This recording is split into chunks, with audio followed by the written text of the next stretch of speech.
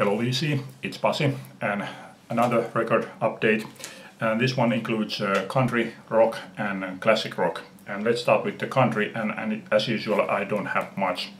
But this is a trio: Dolly Parton, Emmylou Harris, Linda Ronstadt, farther along, 2 LP compilation of outtakes, alternate takes, unreleased songs. Also includes 2 songs which were originally released on Emmylou Harris albums, and I'm guessing they are included here so that this would be a complete outtakes compilation, because those 2 songs were also recorded as trio but not released as such. Okay, and then this is Emmylou Harris' last date, her live album from 1982, excellent live album, and I'm guessing that this one came from the same seller as what my vinyl bar bought some of his albums from. It includes original inner bag and also includes these newspaper music magazine clippings. So those are interesting to have. Okay, and then the third one is Dolly Parton, Jolene, her album from 1974. I really like Dolly Parton at this point, just like I like her albums nearly 30 years later when she did her bluegrass records. But this is Dolly's country period, and at this point she was really good. She still had her very own style. During the 80s her style became much more pop, which I really detest. Okay, on to the country rock. This is self-titled debut from Eagles 1972, and as all of you know, I really like ballads, but when ballads are bad, they are usually very, very bad, and this one includes song Most of Us Are Sad, and that's laughable. Really, it's so bad. Other than that, I like this, and I like songs like Peaceful Ease of Healing, a really good song, but Most of Us Are Sad should have been left unreleased. Really, really bad song. Really like laughable.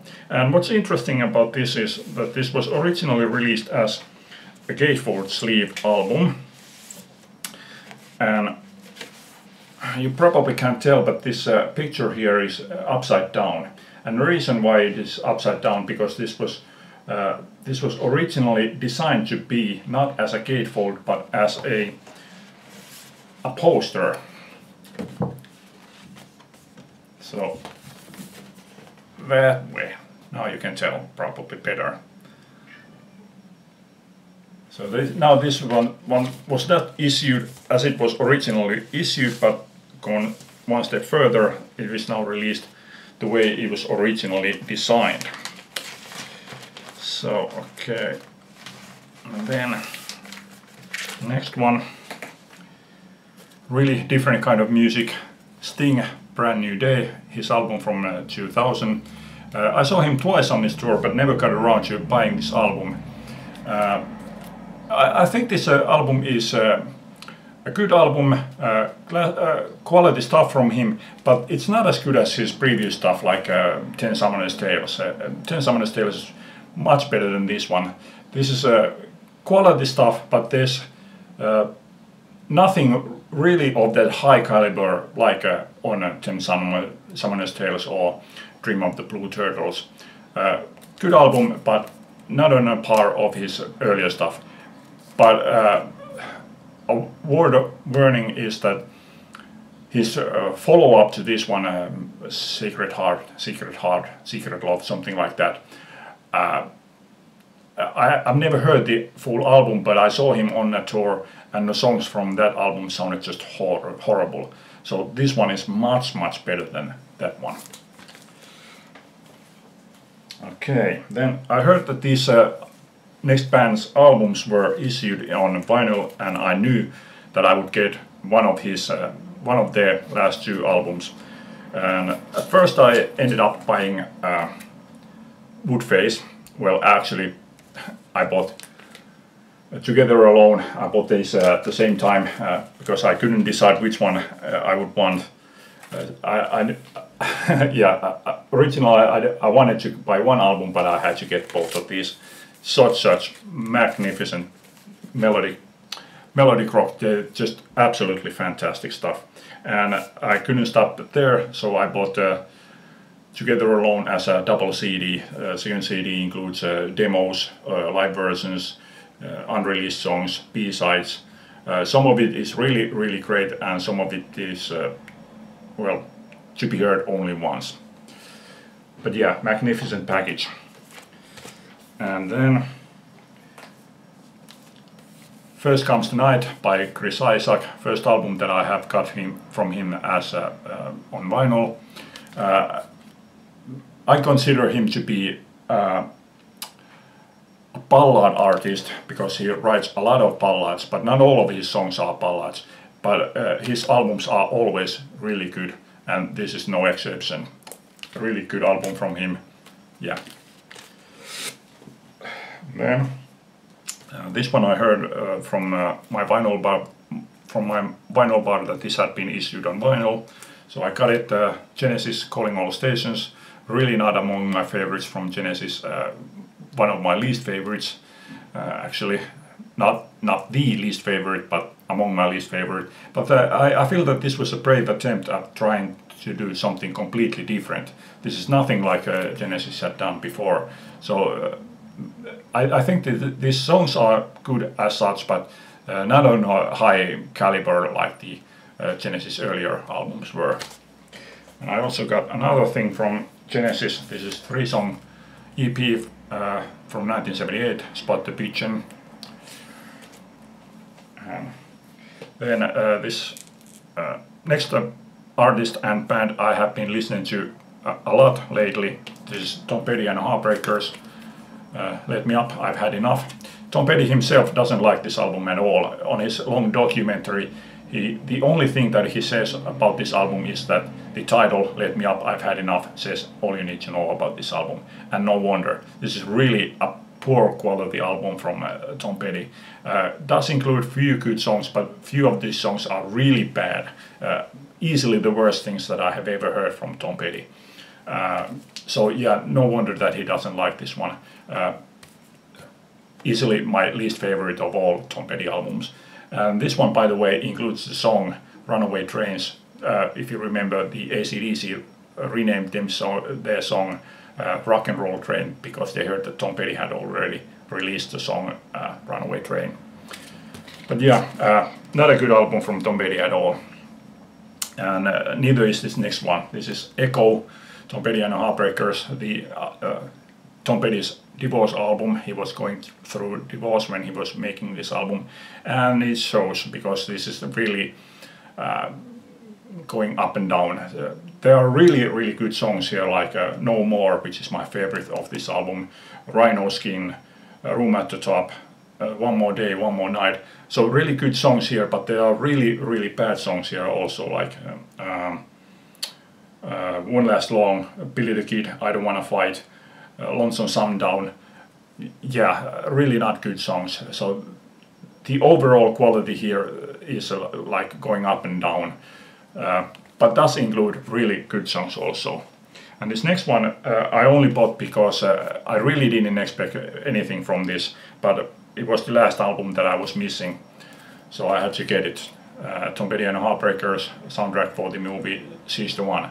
The reason why I was so against this was that when this was released, Tom Petty said that they were originally intending to record only one song for the movie, but then they ended up recording the whole soundtrack.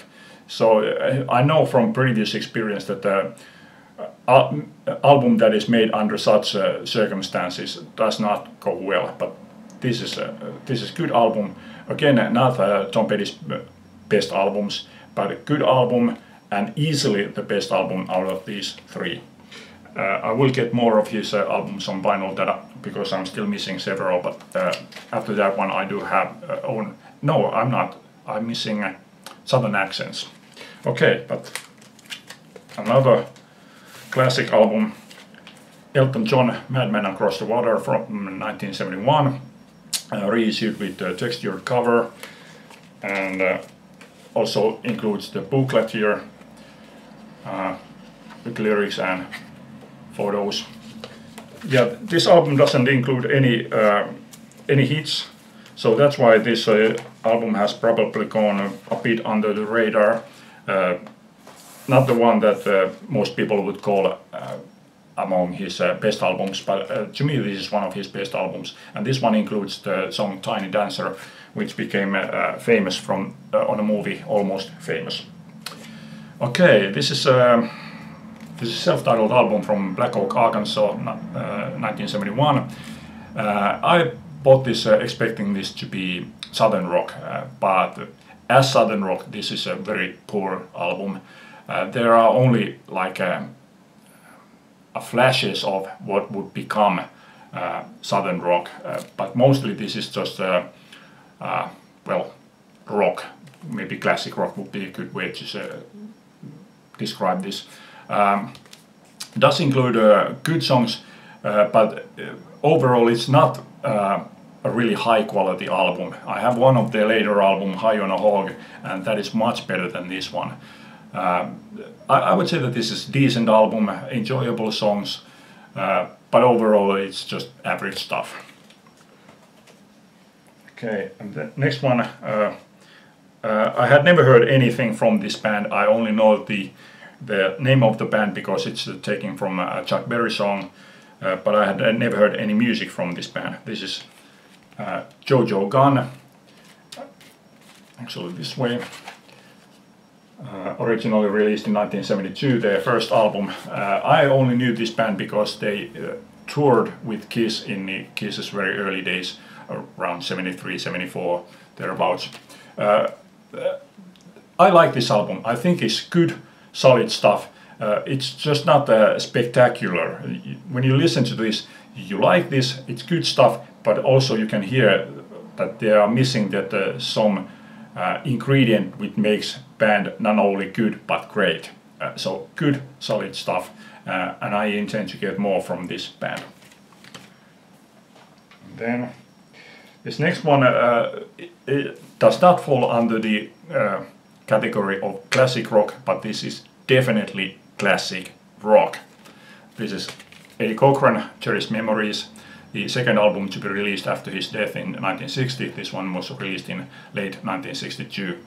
And because these songs are compiled from different parts of his recording career, the quality is a bit here and there.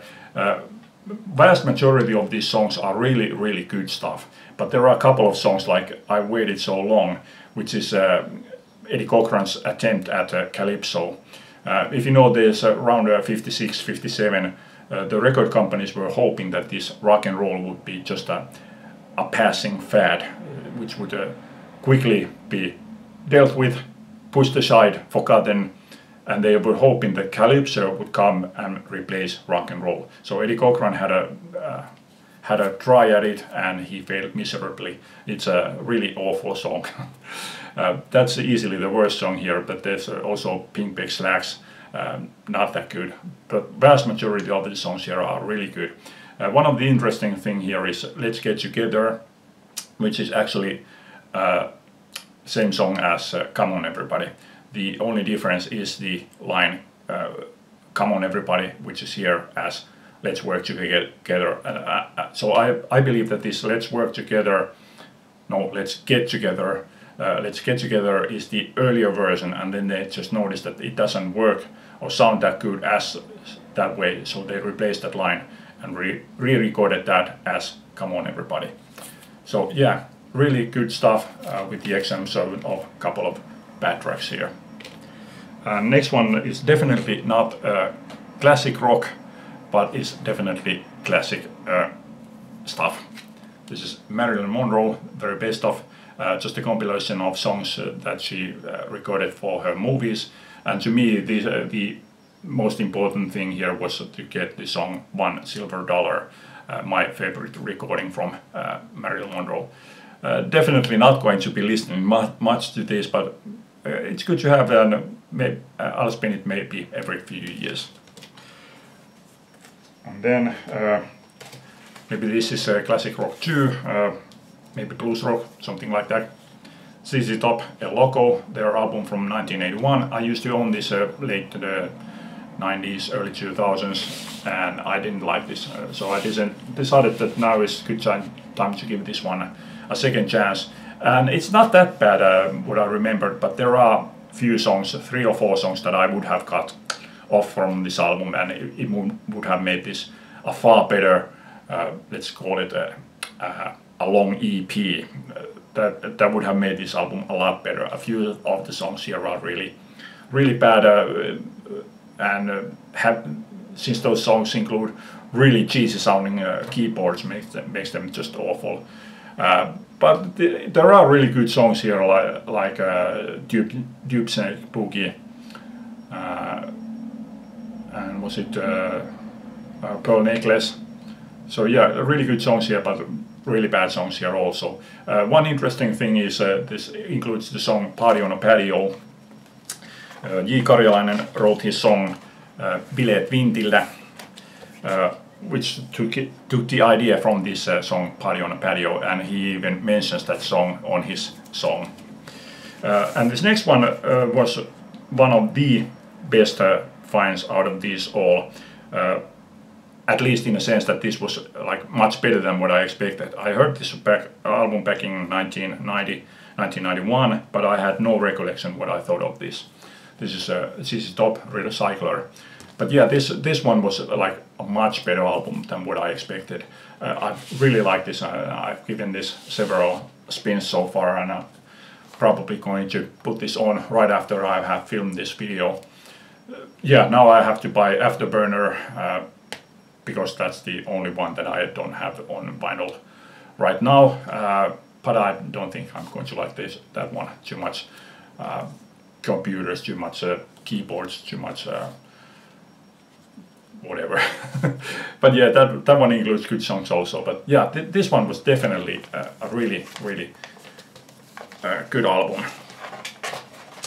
And then the last one, if I can get this one in. No, I can't. So the last one was the number one that I wanted from Record Store Day, and I got it. Santana live at Woodstock, Saturday, August 16, 1969. I just wanted this one on vinyl because I already had this one on CD, so it wasn't quite necessarily in that sense, but I just wanted it, and yeah, really good stuff.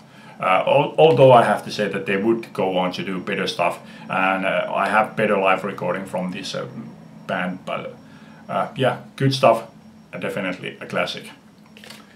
Okay, that's it for this time. Hope you like this. Leave a comment. Thanks for watching. Bye.